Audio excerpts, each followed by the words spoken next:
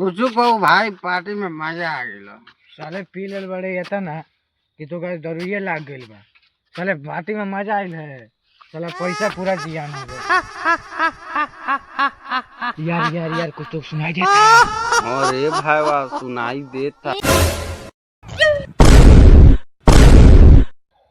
अरे सरवा भूत रे भूत।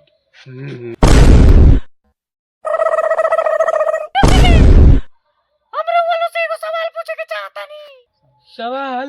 अरे जल्दी पूछ सवाल, पूछो जल्दी पूछ। किस कलर की चड्डी पहने हो? भाग भाग जूते भाग बहन का पूछ। आज चड्डी नहीं पहने हो ना? चोर बनोड़े।